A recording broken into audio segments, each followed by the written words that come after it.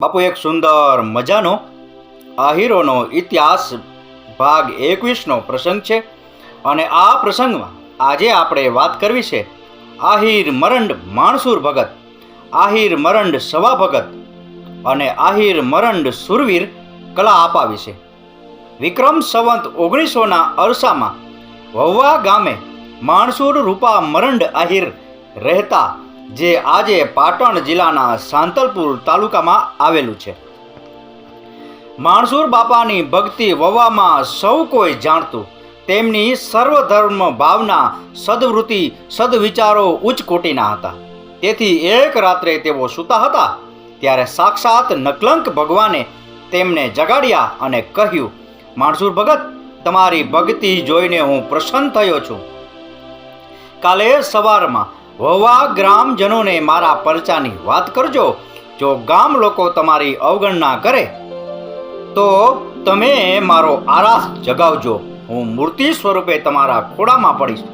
એમ કહી નકલંક દાદા અંતર્ધ્યાન થઈ ગયા. ભગતને તો આ સમજાતું જ નહોતું કે સ્વપ્નું કે હકીકત. ધીરે ધીરે માણસુર ભગત સ્વસ્થ થયા અને પોતાની જાતને સંભાળી. સવાર પડતા જ ભગત પોતાના નિત્યક્રમ પ્રમાણે પ્રભાત ફેરી ફરતા ફરતા વહવાની મધ્યે આવેલ ગામને ચોરે ગામના બંધાણી લોકોનો જમાવડો હતો ત્યાં જઈ માણસુર ભગતે વીતેલી રાતની વાત કરી. પણ તેઓ વાત માનવાને બદલે ભગતની મસ્કરી કરવા લાગ્યા. ત્યારે ભગતે પોતાના આત્મસ્વમાન ખાતર વહવાના માછલી તળાવની પાર પર ભગવાન નકલંક દાદાનો આરાધ જગાવ્યો.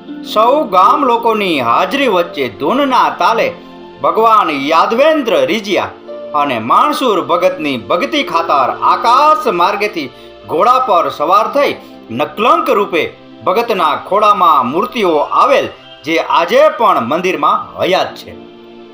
સમય જતાં માણસુર ભગત પર જાત જાતના પડકારો ઊભા થવા લાગ્યા અને તેમની પાસેથી નકલંક દાદાના પરચાઓની માગણી થવા લાગી. વાત જાણે એમ બની કે માણસુર ભગત ખેતરે હતા ત્યારે તેમના ખેતરથી દૂર એક ખેતરના ધણી પાસે કેટલાક ગાયોના ગોવાળો ગયા અને તેમની પાસેથી પોતાના અને ગાયો માટે પાણીની માગણી કરી. ત્યારે તે ઈર્ષાખોર ખેતર ધણીએ માણસુર ભગત તરફ દૂરથી ઈશારો કરી કહ્યું, સામેના ખેતરમાં જે દેખાય છે તેની પાસે પુષ્કળ પાણી છે, મારી પાસે નથી. બિચારા ભોળા ગોવાળિયાઓ તે ઈર્ષારુ માણસની વાતમાં આવી ગયા અને માણસુર ભગત પાસે ગાયો અને પીવા માટે તથા પોતાના પીવા માટે પાણીની માગણી કરી. ત્યારે ભગતે કહ્યું, ભાઈ, મારી પાસે તમને પાઉં એટલું પાણી છે, પણ ગાયોને થાય એટલું પાણી મારી પાસે નથી. ત્યારે ગોવાળિયાઓ હઠ કરવા લાગ્યા કે તમે ખોટું બોલો છો, તમારી પાસે પાણી છે. અને છેવટે તેમણે દાદા નકલંકના સોગંદ આપ્યા. ત્યારે માણસુર ભગત પાસે ભગવાનને યાદ કરવા સિવાય કોઈ ઉપાય નહોતો. એમણે કહ્યું, પાણી છે, પણ તમે આકાશ તરફ જોઈ પાણી પાણીની બૂમો પાડો. મારા નકલંક દાદા મેહુલો થઈ વરસશે.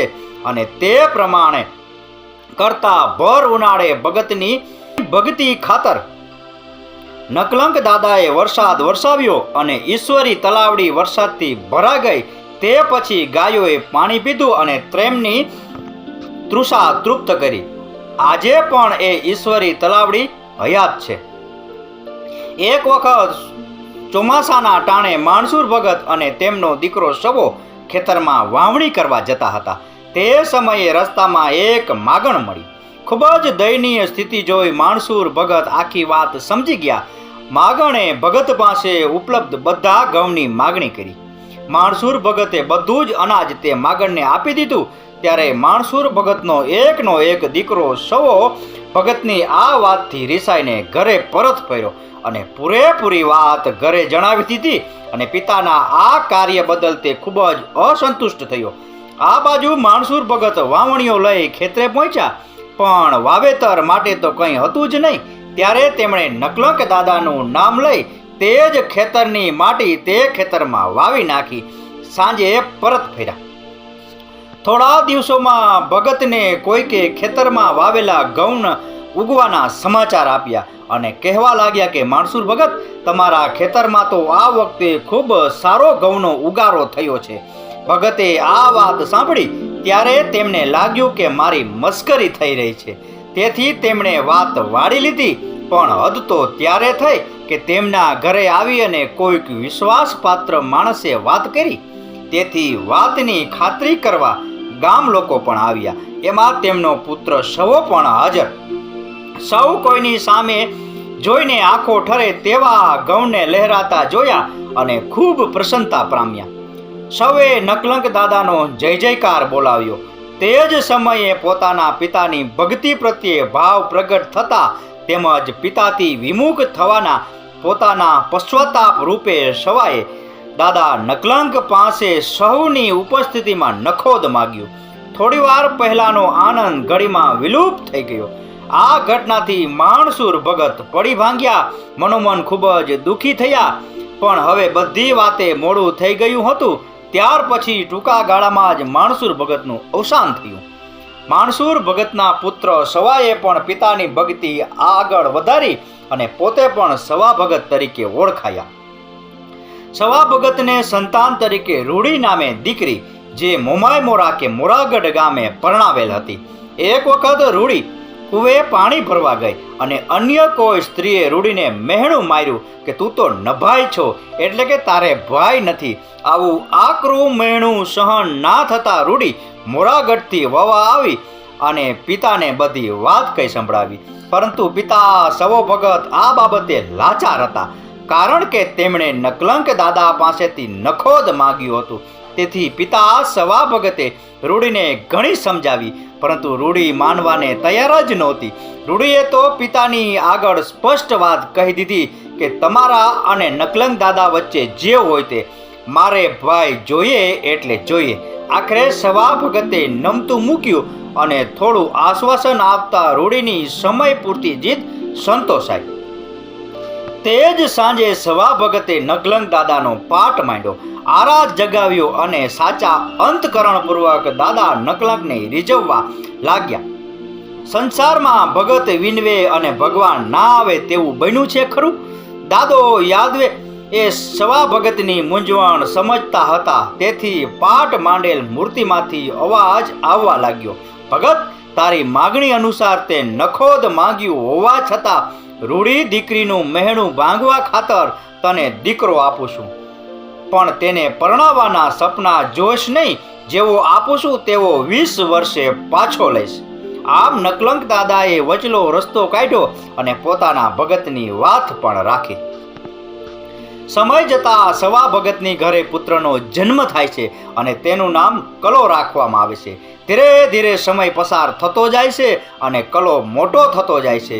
રૂડીના મહેણા પણ ભાંગ્યા. સવા ભગતની ઘરે નિત આનંદ ઉત્સવ થતા જાય છે.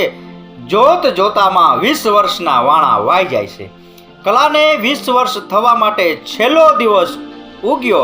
આ વાત માત્ર સવા ભગતને જ ખબર હતી કે કલા દીકરાનું આયુષ્ય માત્ર 20 વર્ષનું જ છે. ભગતથી આજ રહેવાતું નહોતું, કારણ કે આજે કલો દીકરો આ સંસારમાંથી કોઈ પણ પ્રકારે વિદાય લેવાનો હતો. મનોમન ઘણું મૂંઝાતા હતા. ત્યાં ગામમાં આવી કોઈએ કહ્યું કે વહુવાની ગાયો સિંધીઓ હાંકી જાય છે. આ વાત માણસુર રૂપા આહિરનો પુત્ર કેમ સાંભળી શકે? કલો ગાયોની વાર લઈને ચડ્યો. સિંધીઓને એકલે હાથે ધૂળ ચટાડી એ વિજય ભવ થઈ ગાયો સહિત વવાના સીમાડે આવતો હતો.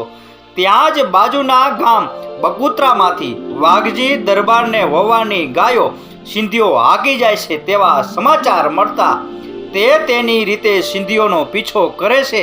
દૂરથી જ વવાના સીમાડે ધૂળના ગોટા ઉડતા જણાતા વાઘજી દરબારે તે તરફ આગળ ચાલતા ચિત્ર ધૂંધળું અને ઝાંખું દેખાતા તેમને મન આ જ ગાયો ચોરી જનાર સિંધી છે.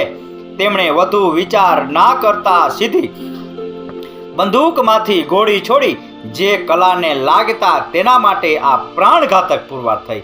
હજી કલાના ખોડિયામાંથી પ્રાણ નીકળે તે પહેલા વાઘજી દરબાર ત્યાં પહોંચી આવ્યા અને પહેરવેશ પરથી લાગ્યું કે આ તો આપણો આહિર છે. આમ મનોમન પોતાની જાતનો તિરસ્કાર કરતા હતા ત્યારે તેમણે કલા પાસેથી તમામ વિગત જાણી લીધી હતી. ત્યાર પછી તો ઘણો પસ્તાવો થયો, પણ હવે થવાનું હતું તે થઈ ગયું. તે મનમાં ને મનમાં બોલતા હતા કે અરે રે, મારા હાથે માણસુર ભગતના પૌત્રનું નિધન. અરે રામ, એમ કઈ માથું ફૂટતા હતા. તે પછી કલાના મૃતદેહને તેની ઘરે પહોંચાડે છે. આમ આ ત્રણ પેઢીની ભક્તિ, ત્યાગ, સમર્પણ અને શૌર્યની સત્ય ઘટના છે. ગામ વવાની મધ્યે નકલંક દાદાનું ભવ્ય મંદિર આવેલું છે. આ ઇતિહાસને જીવંત રાખવા એક ગુજરાતી ફિલ્મ પણ બનાવેલ છે, જેનું શીર્ષક વવા ગામે નકલંક ધામ છે. જરૂર જોશો. તો બાપુ, આ હતો આહીરોનો ઇતિહાસ ભાગ 21. આહીર મરંડ માણસુર ભગત, આહીર મરંડ સવા ભગત અને આહીર મરંડ સુરવીર કલા આપા વિશેનો પ્રસંગ. આ પ્રસંગ, આ કથા, આ વાર્તા પૂરેપૂરી સાંભળી એ બદલ આપનો ખૂબ ખૂબ આભાર. આપનો દિવસ શુભ રહે. મહાદેવ હર.